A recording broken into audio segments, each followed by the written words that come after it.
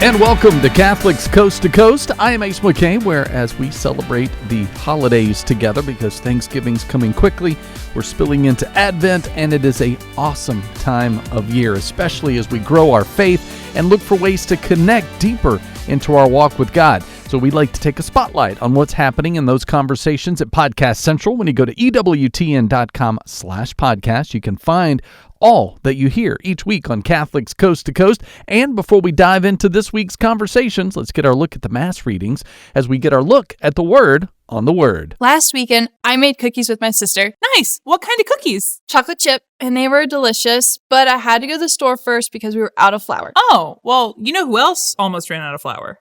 The woman in this Sunday's first reading. The reading from 1 Kings picks up just after Elijah prophesied a drought. Elijah entered a city and asked a widow for water and food. Wait, stop. You're telling me Elijah just strolled into town, making demands, in the middle of a drought? That sounds rude. Well, God told him to. You see, God commanded a widow in that city to feed Elijah, but we don't hear about that in the reading.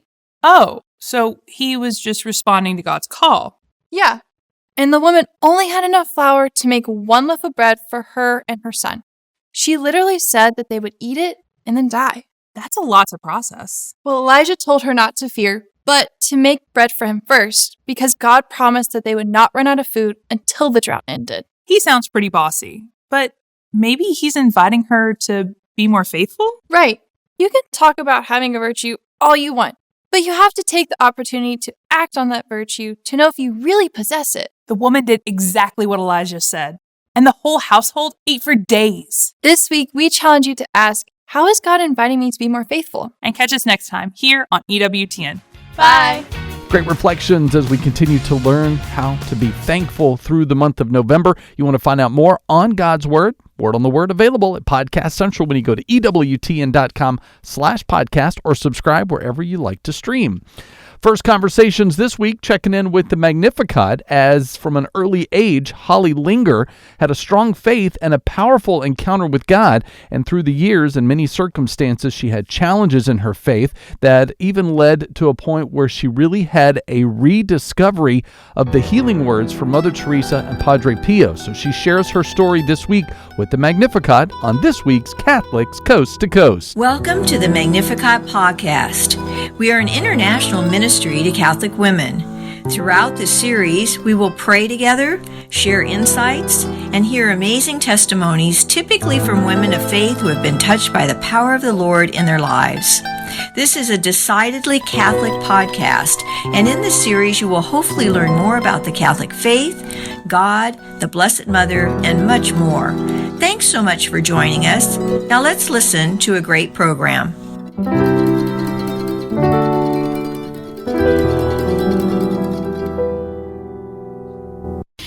I was raised in a Catholic home.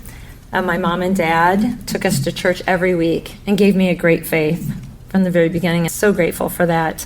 I attended Catholic grade school, and my first deep experience of our Lord's love came around second grade.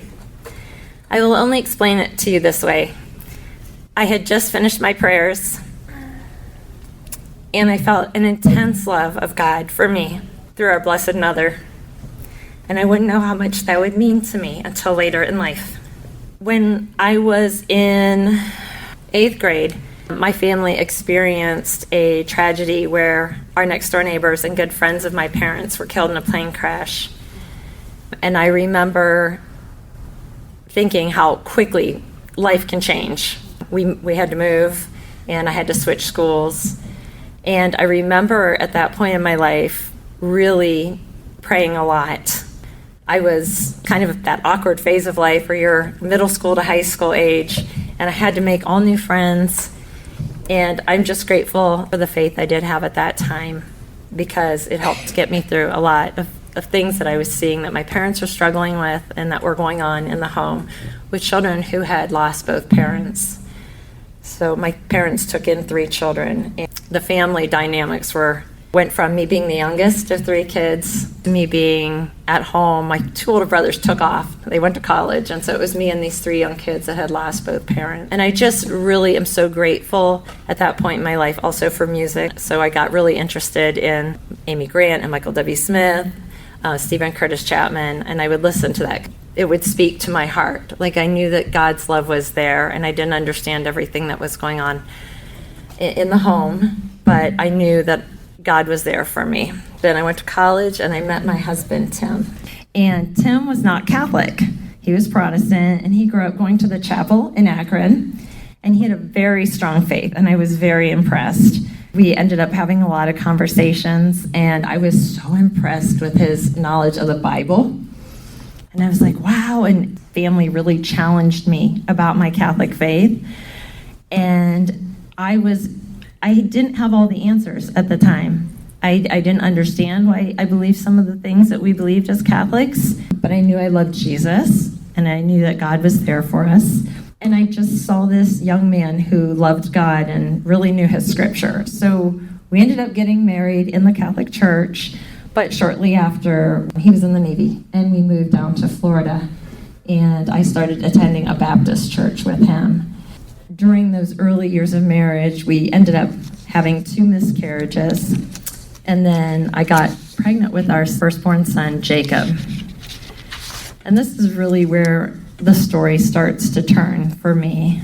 I was happy at the Baptist church. I loved Jesus. That never left me, even after I had left the Catholic Church.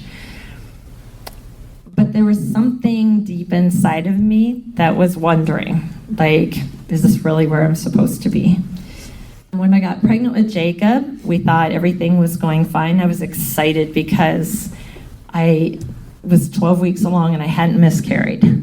And at our 15-week appointment, ultrasound, the nurse and doctor, they were very quiet and left and came back in with a group of people. And I thought, oh no.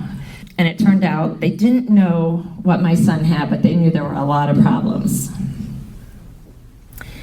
And so as the pregnancy progressed, I ended up having lots of complications. I had extra fluid, and I didn't know what was going to happen, but I remember as his birth approached, it was Christmas time. And I remember hearing the song, Mary, do you know? And it was at this point that I would sing that, and I really felt Mary coming back to me again and saying, you just have to trust. I didn't know either. You just have to trust. And so I went into labor on December 25th in the evening. My water broke, and Jacob Marshall Linger was born December 26th at around 2 in the afternoon, and I got to see him for about a minute, and they whisked him away.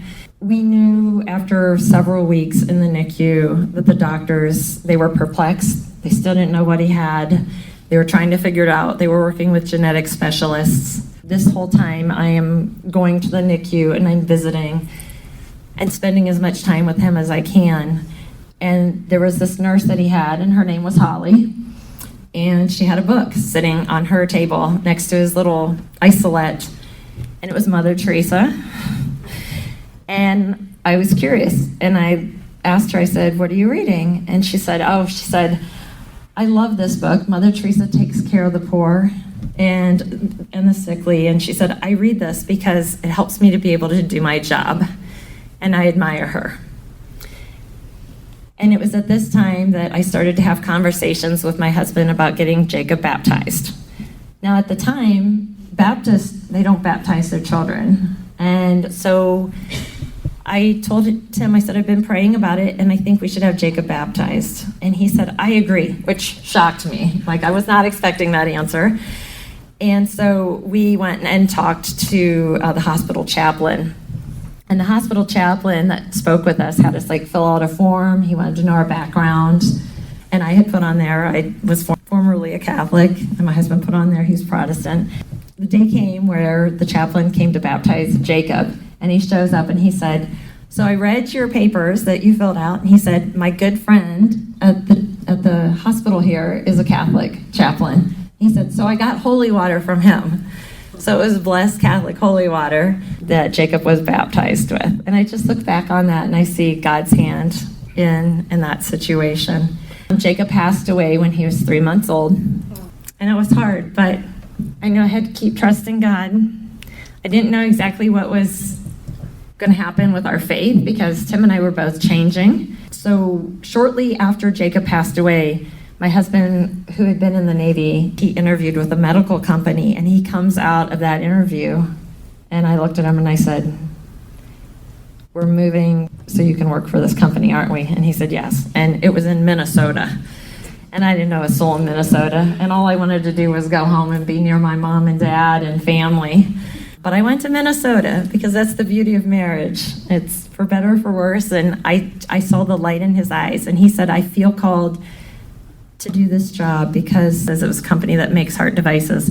And our son had so many heart issues." So we moved to Minnesota. And shortly after, I discovered I was pregnant. And I was scared to death, I'll be honest. Our daughter, Katie, was born in May of 2000, and it was such a joy because it was a healthy pregnancy, and she was beautiful, and she's getting married next Saturday. Woo-hoo, another June wedding. But when we moved to Minnesota, we decided we would be Lutheran. So, because it wasn't Catholic and it wasn't Baptist, it was kind of in the middle. And they had sacraments and they baptized babies. My husband was not ready to be Catholic yet. God has his ways. We're at this Lutheran church, and probably about a month into attending there, the pastor of that Lutheran church gets up and stands there, and his whole homily, he decided, was going to be on this book he had read by Mother Teresa. And he holds it up, and it's the same book that had been sitting next to the isolette with the NICU nurse Holly. And so I ran out and bought the book. I was like, "Okay, Lord, I think I'm supposed to buy the book." And it was the Mother Teresa book that talks about the fruit of silence is prayer, and the fruit of prayer is service. I was starting to feel that draw and that pull back to my Catholic faith, but I knew Tim wasn't ready yet. So I went out and I tried to buy some books that would help me understand. And one of the things I bought was the 3 volumes of the early church fathers. If you know anybody that's not Catholic that wants to know about the Catholic Church and thinks that the Catholic Church invented everything, in the Dark Ages, the early church fathers were very instrumental for both my husband and I because it showed the Mass, it showed the sacraments, it showed so many things that the early church fathers were talking about. And I'm like, "Well, that's Catholic. Well, that sounds Catholic to me." And so we attended the Lutheran church until we moved back to Ohio. Katie was 3 years old. We moved to Ohio. And I looked at my husband and I said, "I'll go to church wherever you want to go to church." I said, "But I'm going to Mass. So that means I'll be going to church twice every weekend if I have to." And he said, "Okay, I appreciate that." And so I started going to Mass, and he said, "Well, I'll go with you." So he started attending Mass with me. He never stopped attending Mass with me.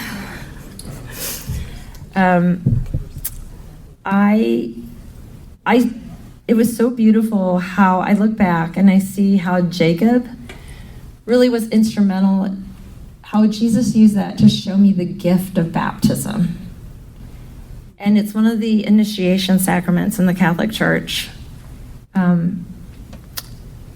But I didn't really appreciate, even though I had been baptized as an infant, I really didn't appreciate the gift of grace that we receive through the sacraments. And so the Lord was trying to show me the gift of sacraments. After I had Katie, and before we moved back to Ohio, I did have another loss. I got pregnant with a little girl, and her name was Sarah, and I delivered her at 22 weeks. I was induced. She had the same genetic issue. So it turns out that my husband and I have a 25% chance every time that we conceive that the child will have this genetic issue. Sarah fit, from her head to her little bottom, fit in the palm of my hands. That was the hardest loss for me because I didn't get to spend any time with her. She passed shortly after being born. And my mom came up and she sat by my bed and was there for me. So thank you, Mom. That one taught taught me mercy and forgiveness, and I realized that I had to go back to confession. I hadn't been to confession in forever. And to be honest, my memories of confession were, I hate confession. I'm scared to death, And so when I moved back to Wadsworth and I started attending church, the first thing I did was I called up the priest and I said, can I come in and talk to you? And he was like, sure, and I went in. He was so sweet. He was so kind. If anyone's scared of going to confession or talking about their past or their decisions that they know they need mercy and forgiveness for, our priests are blessed with a beautiful gift of kindness and love. It was an hour in this poor priest's office, and I went through his entire box of Kleenex. And I said, can we just do confession here? And he said, sure. So I had a beautiful confession. And, he did tell me I shouldn't be, he had asked me if I had been going to Mass, and I said yes. And he said, have you been receiving the Eucharist? And I said yes. And I realized that, he was very gentle about it. But, you really shouldn't have received until you had, gone to confession. But it really taught me the beauty of when we receive the Lord and the Eucharist, it is so important that our hearts be clean. And I had always hated confession, but you learn to fall in love with it more and more when you realize that by going to confession, you are opening up your heart to the beautiful graces that God has to give you. When you meet him in confession, he's there to love you. He wants to be our Savior. And coming forward to receive the Eucharist is such a gift, and it's such an honor for us. And just to have that forgiveness and that pure heart to receive him with is such a beautiful thing. So I'm grateful. I'm grateful for Sarah and her short little life and that gift of mercy and forgiveness. Teaching me, through her, the Lord taught me that gift of that sacrament. I also had a son, Ethan, that was born a couple years later, and he was healthy and wonderful. So now we had Katie and we had Ethan, and everyone's looking at us like, you're done, right? You have a girl and a boy and they're healthy, you're done, right? But the Catholic Church's teaching on openness to life is a hard one. And I had been Protestant, and I knew I can either accept everything the Catholic Church teaches, or I can think I know better. But this was a tough one for me, because being open to life in our situation was not easy. And it really required, I think, supernatural grace from God and trust. I would conceive again with a little girl named Ashley. Ashley would also have the syndrome that my older two that I lost had. And Ashley was born, and when she was in the NICU, the doctor said, you better make preparations because she's not going to survive the drive home, and we can't fix her. She had aortic stenosis, she had cystic kidney, she only had one kidney. The syndrome that my children had affected the center of their body, so it could affect the brain, it could affect the heart, it could affect the diaphragm, the kidneys. So the priest that had so lovingly brought me back into the church came and baptized her. And I remember when he came into the room, he brought a little picture of Pope St. John Paul II and laid it by her head, because at the time he had just passed and they were wanting miracles for beatification. And he baptized her, and the doctors shortly after unhooked the IVs, and they had hospice waiting at the house for us because they didn't expect her to survive the drive home. Well, Ashley came home, and she slept through the night, and I woke up, and she was with us the next day. Finally, the hospice workers finally left that evening because they were waiting, and she just kept living. So Ashley lived, and she was born March 21st, 2007. And by the time Easter rolled around, I started praying really hard. Lord, let me just have her for Easter. Lord, let me have her for Easter. I want to be happy on Easter. And on Easter morning, we put Ashley in her cute little Easter clothes, and we went to Mass, and she had a little tube. She had to be tube fed, and I had to learn how to put that in her, and it was definitely a difficult time in life, but I learned that every day is a gift. Like, all of us think that we have tomorrow, but what Ashley taught me is we don't know. Just because we're healthy, and we assume that, I'm going to go to bed, I'm going to wake up, and I'm going to have tomorrow, but Ashley, I knew every day was a gift from her, with her. That was the lesson I learned from her. So Easter morning, as I was holding her, and it was time to go receive communion, I heard the Lord say to my heart, "You're not going to keep her." And I said, "Okay." I knew that she was a gift from God, which is why I chose the quote from Job that's on my paper with my picture. It says, "The Lord gives and the Lord takes away. Blessed be the name of the Lord." Ashley lived until July. On July 3rd in the evening, I put her in her bassinet next to our bed, and I could tell she was struggling. And I got down on my knees and I asked the Lord one thing. I said, "Don't let her pass away tonight. I want to be with her. If you take her, just let me be there with her. I want to be there with her." So around 1 in the morning, something woke me up. I remember hearing my name and somebody shaking me. But when I woke up, nobody was awake in the house. And I don't know if it was my guardian angel, but I woke up just in time to hold Ashley for the last 5 minutes of her life.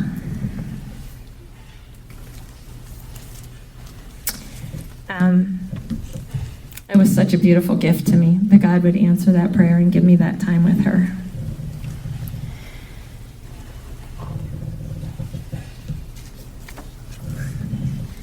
That's when my faith in the Eucharist really became evident that, this truly was God there present in the Holy Eucharist. Sometimes he asks us to do really tough things. He'd asked his mother to do something really hard too.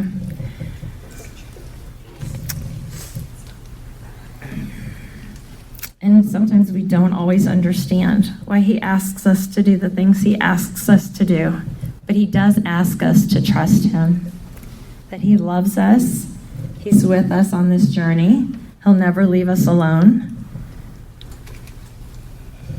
And his desire is to love us and to be loved. He wants us to love him. So on a happy note, when I made the choice to be open to life, I knew that it was going to be hard, but after Ashley passed, we had 3 more healthy children. We had Laura, Wyatt, and Isaac. And they were all 3 healthy pregnancies, no issues, no losses. And I'm so grateful to God for those blessings in my life. The last story that I want to share with you is something that happened to me a couple years ago. I really can't explain it. I'm going to try my best. We have our laundry room has cubbies for the kids. And with 5 kids, there's always a mess on the floor. So I go in and I'm trying to swap out stuff from the upper cubbies to the lower cubbies. And I had my husband in there mounting some new drying racks on the wall. And as I'm standing up on these cubbies, I didn't know it, but all the neighborhood kids had come in and thrown all their shoes behind, on the floor behind me. And when I stepped back to step down, I stepped on that pile of shoes, twisted my ankle, and fell, and injured my ankle. And I was in writhing pain, and I knew I had done something really bad to my ankle. And I had just signed up for this race and talked about 5 of my friends into this 5K race. It's called the Elephant Run, and it's an organization that takes baskets to families in the NICU or the hospital that have just recently lost a child through either stillbirth or early pregnancy loss or shortly after birth. So here I am, writhing in pain, thinking I just convinced all my friends to buy these tickets for this 5K. And my husband helped me up, and he got ice, and he's like, "That doesn't look good." And so I'm the type of person, I don't like to go to the hospital. I've had too much time in the hospital. So I'm like, I'm just going to kind of put some ice on it and nurse it. And if tomorrow morning it still hurts, I'll go to the Crystal Clinic and get it checked out. Well, around 1 o'clock in the morning, my husband comes over and he's like, I'm sleeping in the chair at this point because I couldn't find a comfortable way to lay in bed. And he's like, will you take some painkillers or something? He said, you're moaning and I can't get to sleep. So he went out into the kitchen and we have like a cabinet, and he dug around for some Advil and brought it back to me with some water. And he also brought me some crutches because I said my ankle's like on fire. And he said, well, I went up to the attic. Our daughter did gymnastics, so we had crutches. And he put them next to the chair where I was sleeping. So the next morning I got up and I realized, I'm not going to be able to walk and I'm going to have to go to the Crystal Clinic. So my husband on his way out the door is like, let me know when you go what you need. If you need me to meet you someplace. He said, I'm going to go to work. And I said, okay. So as I go out to the kitchen, he was still like getting ready to leave. And I look at the counter, and my counters were nice and clean. But there was this book laying there, and it was this brown book, and it was Padre Pio's Book of Healing Prayers. And I kind of looked at it, and at this point, nothing surprised me. So I told my husband, I'm like, where did this book come from? And he said, I don't know. He said, I was digging around for the Advil, and it fell out of the cabinet. So I opened up the book, and I thought, well, I'm gonna pick a prayer. I brought the book with me, by the way. So I picked a prayer out of there that was for physical healing. And the homily that past weekend just happened to be about, can we believe that miracles can still happen? That had been the homily that Sunday.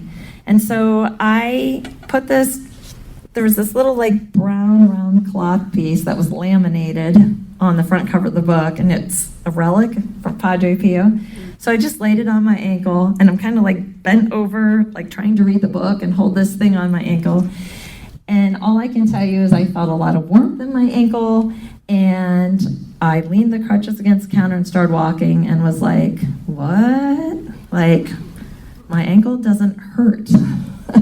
And so my husband called 2 hours later, and I said, I think I was healed. And he's like, really? And I said, yeah. I said, but I'm going to go do a workout. Just to be sure, because I don't think, like, I can't believe this. And so I tell this story because I ended up talking to a priest about it. And I'm going to share my heart with you about this. I'm going to be honest. I was kind of mad at God. And I told this priest, I said, why would God heal my ankle and not one of my babies? And he looked at me and he smiled and he said, you need to go talk to Jesus about that. And I did. And what I heard was, it wasn't about you. It wasn't about you. Now, that made no sense to me. Okay, it's not about me. Experiencing the power of the sacraments. Great stuff from Holly Linger on this week's podcast with the Magnificat. You want to find out more on that or previous episodes. Easy to find when you go to Podcast Central, EWTN.com/podcast. And I'm Ace McKay with Catholics Coast to Coast returns. We're going to dive in and spend some time in the family room. It's actually kind of a cool opportunity because it is a podcast within a podcast. There is a great one called The Heart That God Gave You. And so the family room is inviting us into that one as we share about our faith journey, inspiration behind starting the podcast, and how God is using unique gifts to reach others. So we'll find out more about that when the family room and Catholics Coast to Coast returns.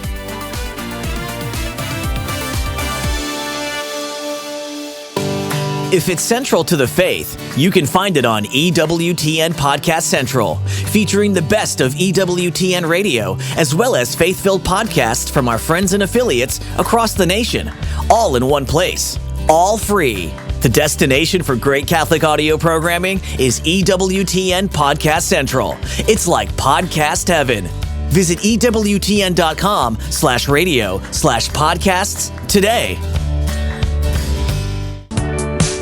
Welcome into the family room, everybody. I'm John Gordon, and I'm here with my co-hosts, Mari Cleveland. Mari, how are you? I'm good, John. and my sound-alike, but to his good fortune not look-alike, partner Craig Wiesmeyer. John, I'm looking more like you every day, unfortunately, for both of us. But yeah, all's good, brother. I appreciate it. Thanks. Good. Well, we've got a really great show today. I think we always have great shows, but we're going to talk today about something that I've just seen, like an awakening of the spirit, almost might be a way to think about it. There's just like people in positions and roles that you don't anticipate really being on fire, who are catching fire and sharing the fire. I mean, what do you guys think? I mean, yeah, especially young people. And I think we've had a run, and we were talking before we got started today, we've had a run of young people on, and which I find great hope and encouragement that the Holy Spirit is coming and really catching the hearts of our young people and drawing them closer to Him in beautiful ways. And our young people are so confident and technologically savvy and all that, so that they're actually starting to impact people farther afield than normally they would, not just in their neighborhoods, but their scope is getting larger and larger. And that's what we need. We need people who can reach the whole world for God. And I think that's one of the people we're going to meet today. Yeah. Yeah, no, I agree. I mean, we keep talking about it as an elder generation. You look backwards, and what you see in the media and you see in the public square is not exemplary of what we would want, and it certainly, I don't think, is representative of what's really out there. And when you see people, young people, that are not only on fire, but in a Catholic sense, because this doesn't fit a lot of profile of young people from a standpoint of it is a little stricter. You are called a holiness that others may not be.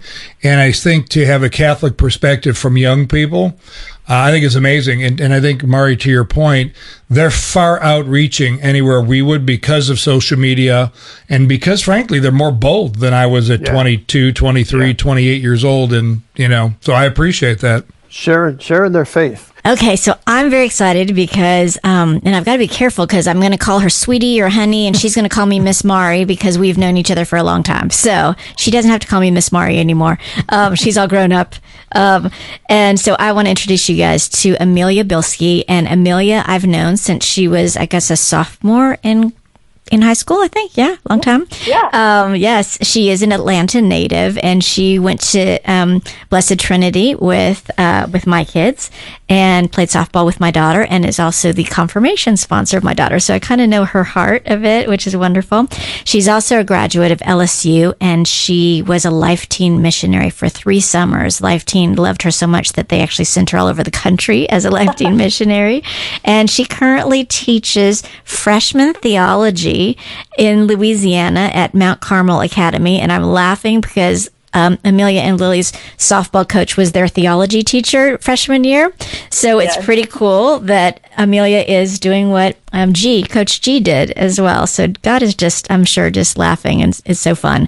But she's also the creator of a podcast, and that's what we were talking about earlier, about how our young people are on fire for God and they're willing to share their faith in such intimate and rich and deep ways to give hope and encouragement to others. And so Amelia created a podcast, and her podcast is called The Heart That God Gave You. So we're going to talk to Amelia about just her life, her story, and then get into some information about her podcast as well. So welcome into the family room, Amelia. How are you?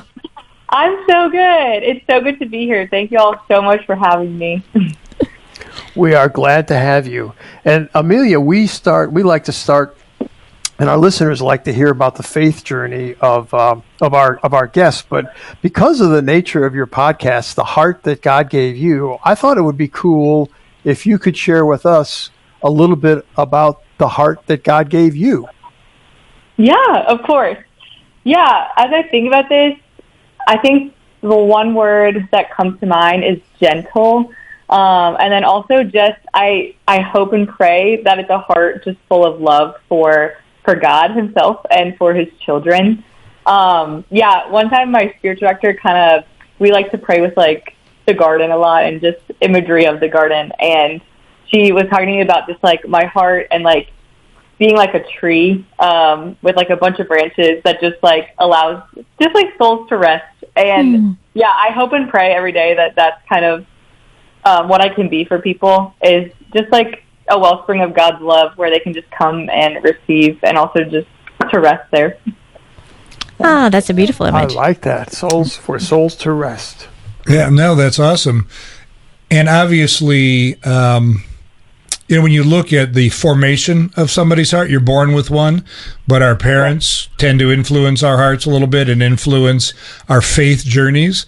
And our listeners tend to be more in the parent, grandparent role, but as we look back, so many of our kids or grandchildren walked away from the faith.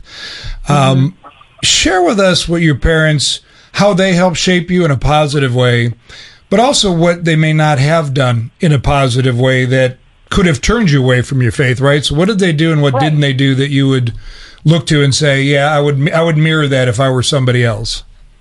Right.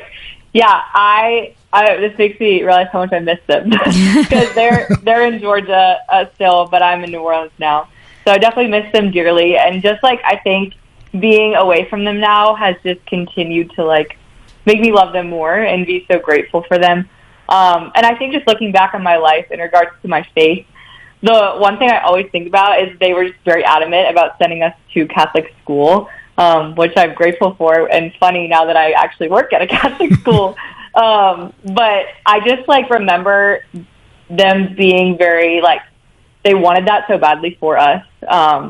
And seeing now how it just kind of laid like the foundation for these seeds to be planted in my life, of love for God. And I'm just like very grateful for that. As well as another thing with Mary, my mom was always like, she would always talk about Mary. So would her sister and her mom. So my grandma, they would always run to Mary first. And I never like understood that. But they would just reiterate it all the time or always say, just say Hail Mary or anything like that. And yeah, I like didn't get it, I think, until I kind of almost got to college of what it really looks like to have a relationship with Mary, and how she is just somebody who always leads us to Jesus no matter what. But yeah, and I think something I'm very grateful for too is that they never really like pushed the faith on us or like made us do anything. They kind of gave us a space and opportunity to choose it for ourselves. So I just like really am grateful for that. And as I look back, just love them a lot and grateful for like the foundation that they laid for me to have a strong faith life in the future. That's great. Great answer. Yeah. So you mentioned heading off to college, a lot of, and we didn't say this earlier, but you are going to be 23 tomorrow. So you are newly out of college, but have been teaching now for about 6 or 7 months or so. But a lot of parents are thinking, oh my gosh, my kids are going to head off to college and that's it. I've lost every opportunity, and they forget God actually goes with them to college, that the Holy Spirit is everywhere, I think sometimes. But what advice might you have for those young people who are heading off to college, especially the ones who are going off to a public university? Because like you said, you'd gone to Catholic schools your whole life, and then you chose LSU, very large public university, right? So what kind of advice do you have for young people who are headed off to that type of an environment? Yeah, so I think I just want to say first that it is so possible to keep growing in your faith in college, because even when I was in high school, I had the flip view where I'm like, oh, my faith is going to crumble. Like, I don't know what I'm going to do without like my community, my friends. But I just want to say that like it is possible, and I want you to believe that. Yep. Because I think I'm like a living example of it, where I just like, I wasn't sure, but he just like provided in abundance. And yeah, like I said, I think college is a place where my faith was able to flourish the most, and I never would have expected that because there was so much room and so much opportunity to choose it. And I think it's all about putting ourselves in the places where like God is giving us, God is pursuing us. So one thing I think of a lot is surrounding yourself with people who have the same morals and values as you, and who are striving and chasing after the same things. I remember when I got to LSU, I immediately was like, okay, I need to find the Catholic Center or wherever the Catholic Church is, because that's what I know. And I might not know people there yet, but I know that if I'm choosing God, like he will bring people along the way for me to like run with me to heaven. Yeah, so just I think a very practical thing is like when you go off to college, just like look for people who are striving after the same things as you, for goodness, for holiness. And another thing too, just in general, like, don't be afraid to put yourself out there. I think there are like friendships I made in college that might not have ever happened if like one of my friends didn't put herself out there, or vice versa, or I didn't put myself out there. Just to be confident in yourself and to surround yourself with good people. Good words. Thank you. Rock solid advice. If you're liking what you're hearing, folks, you're in the family room, and we're here with Amelia Bilski, and we're talking about a podcast. We haven't gotten all the way there yet. We're talking about a podcast that she does, The Heart That God Gave You, and it's just opening a lot of doors. Your last comment, Amelia, was go ahead and put yourself out there, and really that doesn't mean anything but open up your heart a little bit, right? So when you think about, staying in the college theme for a second, when you headed off to college, you did some very specific things to stay connected correctly. What changed in your faith, or how did your faith change based on your college experience? I think the one thing I think about is it kind of just became like more real to me. In my high school experience, I think my faith life was a lot of going through the motions and trying to be perfect. I've been a perfectionist my whole life. And especially I saw that in my faith life in high school. I just wanted everybody to see that like I was holy, I was doing the right thing, which like wasn't the case all the time. But I wasn't like, I was afraid to like be vulnerable with like people and with God. So I think when I got to college, that kind of was just like all stripped away. And I like kind of realized like the realness of it, and how our faith and our prayer is actually in like our day-to-day mundane like moments. And the Lord just kind of provided a space to like strip that perfectionism away. And for me to just like be real before Him. And I think that's when the real, not the magic, but like the real magic happens is when He's able to love you like where you are. Yeah. I'm actually going rogue, as I usually do. So I have maybe an odd question for you, because you talk about your podcast, The Heart God Gave You, and it sounds like yours was predisposed to a faith life and God from a younger age. Yeah. Well, you've gone to a big secular college. There are kids that even you went to high school with that weren't disposed the same way. So what would you say to somebody who may not have a child like you that's disposed to it, but yet has a heart God gave them?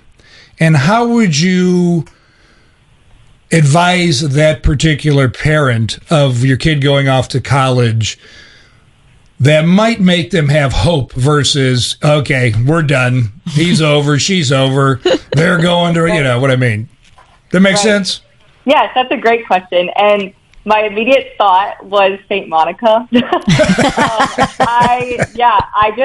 Oh my gosh, I always go back to her, especially just as a parent, because she was the parent of St. Augustine, right? Yep. Correct. Yeah, and just like, she just prayed consistently every single day for her son. And like now her son is like one of the greatest saints in the church. And I think, it's hard, like when we get older as kids, it's like we're kind of independent and like do our own thing. And when we go off to college, like our parents aren't going to be there with us. But I think, and it sounds such like a simple answer, but just to pray, like continue to pray for your children, because prayer is so real and so powerful. And I think we can forget that a lot. If you look at St. Monica and St. Augustine, she prayed for him every day and he had this huge conversion. And so just never like doubt the power of prayer, even if you feel like you're not in control of like the situation, because God always is. Yeah. No, that's great, because I know my mother had a prayer like that when I was an idiot in college. And she said in her prayer, though, God asked her specifically, whose son is he? And she was like, well, mine. And he was like, no, whose son is he? And gave her the heart of, if he's my son, I'll take care of him. But you need to, like you said, pray for him, but you need to release him to me. You need to trust me that, whatever. And she was like, I quit worrying about you from that day forward, because God told me that he was in charge. That's cool because a lot of parents need some of that peace, right? Mm-hmm. The other thing you mentioned when you mentioned St. Monica, not only was she praying for her son, but she was praying for her husband too. Her prayer for her husband, who was also, he was a pagan, he was very violent. And so she prayed for him, but she also demonstrated a really gentle heart. Amelia, you're talking about having a gentle heart. She demonstrated a gentle heart. She continued to express her faith, and he knew she was going out to pray and things like that. She never backed down from being very open about her faith, and that's what you do too, Amelia. Be very open about your faith, right? And so she continued to show him, and so when he did finally have kind of this moment where he needed God and he knew where to go, he knew his wife was one who was really close to God, and so that was pretty cool. Yeah, very much so. Yeah, that's part of it. So, Amelia, one of the things that we mentioned in your introduction was that you worked as a Life Teen missionary in the summers. And I know Life Teen is a wonderful program. Some parishes have it. I know you were involved with it at St. Anne, where you went to church. And you were in high school, you were part of it, but then you also were a missionary too. And some of our listeners may not know all that Life Teen offers and what kind of things that they do. But can you tell us a little bit about your experience with Life Teen and your experience as a missionary? Yeah, of course. So if you don't know what Life Teen is, it's basically a program and organization that's all about leading teens closer to Christ. So they focus on evangelizing to high schoolers, anywhere from like rising freshmen to graduated seniors. So I was a part of the Life Teen program at my home parish in Georgia, St. Anne. I am so grateful for it because I think that was the place where I first met Jesus and encountered Jesus. And I remember thinking before, like, I knew there was a God that loved me, but it felt so distant. And when I got to Life Teen and like just saw the way that the teens like encountered Jesus in the Eucharist, that's when I kind of realized like, oh, this is real. And like Jesus wants a relationship with me personally. So I'm so very grateful for that. And then when I graduated high school, went to college, I was able to serve as a missionary with Life Teen for 3 summers. So they have like multiple camps around the country, 2 in Georgia. And yeah, you basically go and you live into a summer of prayer, community, and discipleship for however long you're there. I was there for 6 weeks. There are some missionaries who are there the whole summer. But yeah, I served on session 2 for the first 2 summers, and then was in California for the last summer for 3 weeks. But yeah, you really just learn. I want to say you like learn your imperfections. But you learn how to like rely on God in that, and allow Him to provide the grace for you to like evangelize to these teens. Because basically the teens will come to camp as parishes for a week, and you get put on a parish, and so you walk with them in their faith journey, and you just like let them know like they're not alone in like what they're going through. And there's just some really beautiful encounters and conversions in the teens that I've seen in my summer serving, even in my own heart. Like that first summer that I served just completely like changed my entire life and the trajectory of my faith life. But yeah, Life Teen was amazing. It's a great organization. And even just as a missionary, learning like what prayer is, learning how to live into holy community and how to disciple people just like has truly changed the course of my faith life. That's very Really, I have a question. Before we talk really deeply about the podcast, the heart that God gave you, He gave you a great heart to do this, but I'm curious, what crosses did He give you that maybe helped you as a Life Teen mission also? What were the things that weren't so perfect that were good at the end to help you as a Life Teen missionary? Oh, great question. I think just even, I kind of touched on this earlier, but just in my faith journey, like I have just had like this huge perfectionist like ideology with like everything in my life. So I think coming to camp that first summer as a missionary, I was kind of coming in with a lot of that and just like carrying that cross and like putting on these masks of like, oh, being perfect, being holy enough. But like, yeah, just I think what was able to make me a better missionary was the Lord kind of like stripping that away. And be like, no, you're not perfect and it's okay. And like, actually these teens need to see that like, you're not perfect because they're going to look at you and be like, oh, like you struggle too. and they're going to encounter like God's love through that. Yeah. And I think also another thing, just like practical wise, it's like exhausting being, because you're awake at like 7 a.m. and then you don't go to bed till like almost 11 p.m. But it's like you see how much like God can provide for you when you feel like you have nothing. And like the word I think of is poverty, but like He provides so much like in our poverty. And that was like such a beautiful grace that I saw during the summers. That's cool. Thanks for sharing that. You know, this is such a powerful word, because I think as adults too, if we want to share our faith, being real with people, making sure that that intimacy, we let people see into us and let them see we're not perfect. And people have impressions sometimes. Oh, you have a podcast, Amelia, or, John, Craig, Mara, you guys volunteer at the Quest and you have a radio show. You guys, it must be holy and you must be saints. And it's like, no, far from it. We are not holy. We are not saints, right? And it's so important that Craig, sorry. Yeah, Craig is over here hitting me because he actually is holy and is a saint. You realize there is no Saint Craig, by the way. I didn't think about that. In the history of the church, there is no Saint Craig. So, and I will not be the first one. I will guarantee that. One. Yeah. Oh, that's something we can pray for, right? That's so cool. There you go. Ouch. Yeah. Should have kept quiet.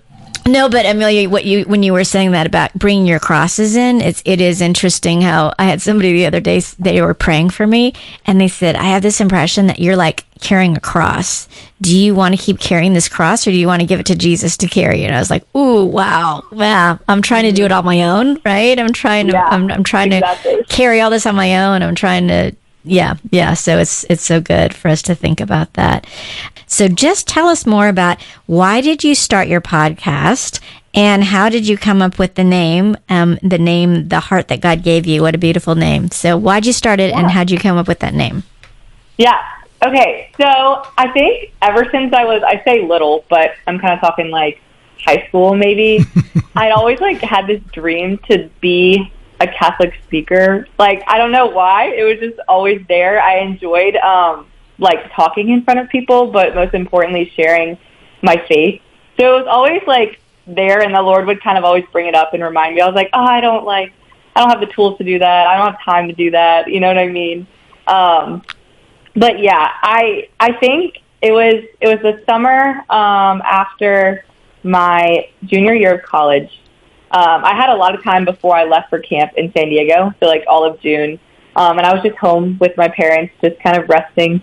And the Lord was just bringing it up a lot. I would go pray, and He would be like, you should like start a podcast, or like do something where people can like hear about the faith and like the way that I love them. And I was just like, I would like kind of blow it off. So I'm like, I don't have time. But then I would sit there over the summer. I'm like, I actually do have the time and like the means to do this. So like, why not?